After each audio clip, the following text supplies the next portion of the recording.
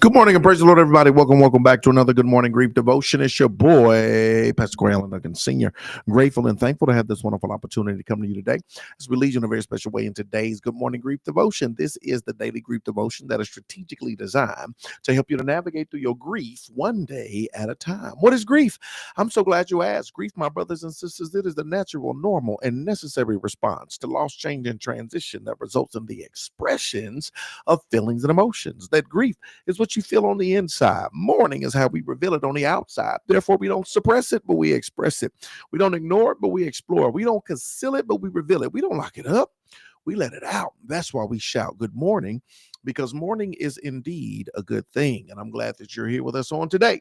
So we lead you in a very special way in today's Good Morning Grief Devotion. Today, my brothers and sisters, is day 162. This lesson is for me and for you. We're going to talk about letting go without losing love. Letting go without losing love. How do we let go without losing love? Love never fails. Here it is.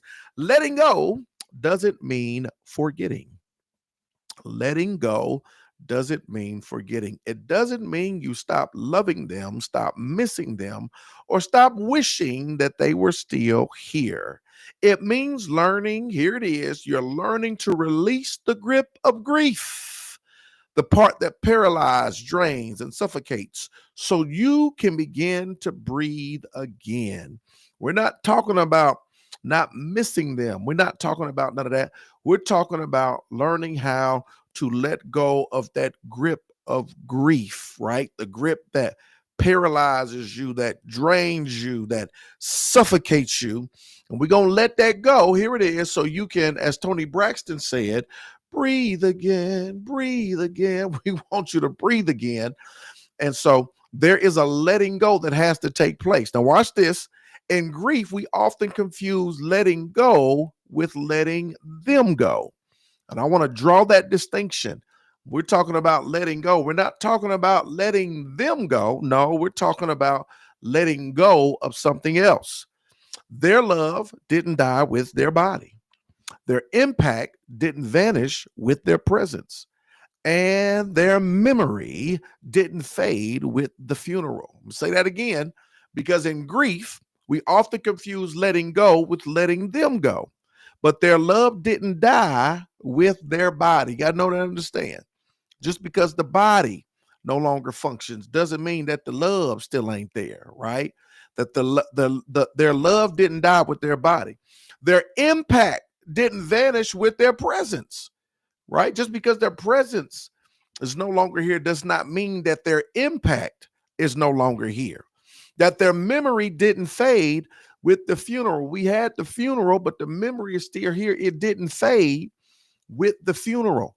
So oftentimes we confuse letting go with letting them go. We'll never let them go, ever, ever, never let them go, right?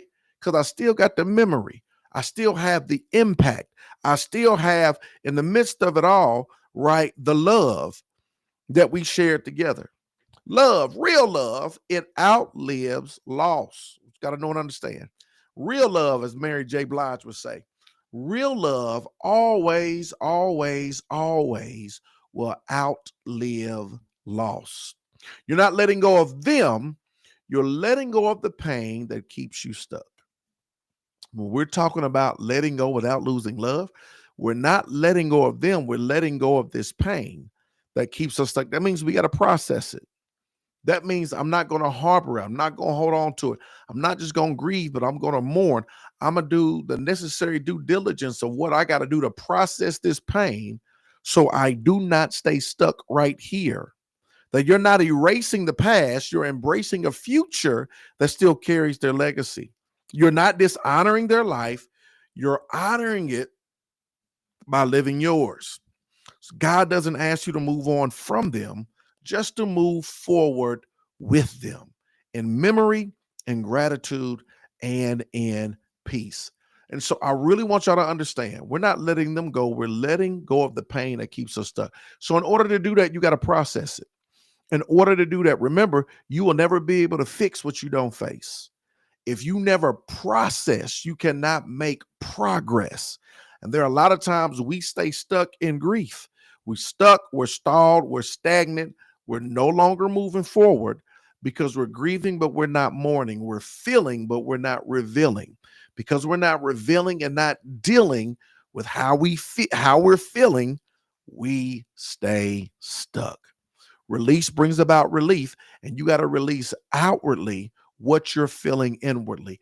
That's how you process the pain and go from process to progress, move forward, and not stay stuck. We're not letting go of them.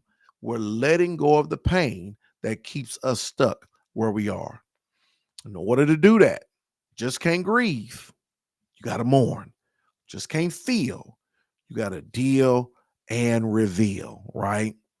Because you will never be able to fix what you refuse to face. What are you refusing to face, right? A lot of times we'll say, it's just so hard. I don't want to talk about it. I don't want to deal with it. It's just too painful. Yeah. And I say this all the time, y'all. It's the same message. I'm not giving y'all nothing new. You got the pain of change and the pain of remaining the same, right? You got the pain of change and you got the pain of remaining the same. Both of them going to be painful. One is temporary, one is permanent, right? One is instrumental, one is detrimental. That pain of remaining the same it's not going nowhere. It's sitting right there saying, I'm waiting. Whenever you get ready, I'll be here. Whenever you make up your mind, because I'm not going nowhere. And whether it's 2 years, 5 years, 10 years, 20 years, now it may affect the quality of your life, right? It may affect the quality of your health. It may affect you mentally and emotionally. It's not going nowhere. But then you got the pain of change. The pain of change says, yeah, I'm gonna go through this. I'm gonna talk about it. I'm gonna deal with it. I'm gonna express. I'm gonna think about it. I'm gonna process it. I'm gonna talk about it, and it's gonna be painful. But this pain is the pain of change, because once I process, I can make progress. And I understand I'm not letting go. I'm never letting go of them. I'm trying to let go of this pain that keeps me stuck, right? Here's your point of application on today. If you felt guilty about healing, remember this: letting go of the weight doesn't mean you let go of the worth. Say aloud today, I can hold their love while releasing the pain. Their memory lives on, not in your grip, but in your growth. Today, my brothers and sisters, is day 162. I told you this lesson was for me and for you. Letting go without losing love. And I pray to God, as you navigate through this process, you are able to let go of the pain that keeps you stuck. You're letting go without losing love. Hey, Natasha says, yes, I had to honor our love and memory and process the pain and release it. It's important to do the work in order to do that. I had to learn how to, yeah. And it's so very important. You got to learn to do the work, right? How to navigate through that, right? Had to learn how to honor our love and memory and process the pain and release it. I'm telling you, y'all, that's how you process, that's how you progress, that's how you move forward, right? You're never letting go of them. Sometimes we think, man, we leaving them behind. No, you're never doing that. But it's letting go of the pain, processing the pain so that you don't remain stuck, stalled, stagnant, and stop in this moment of time where you are. That's my sincere hope, prayer, and desire that you're able to do just that.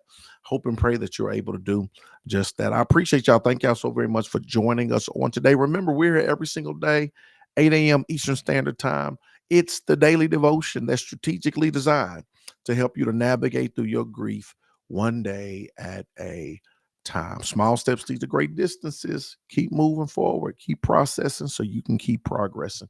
I love you with the love of the Lord. I'm going to see you tomorrow. Same time, same place. Good morning.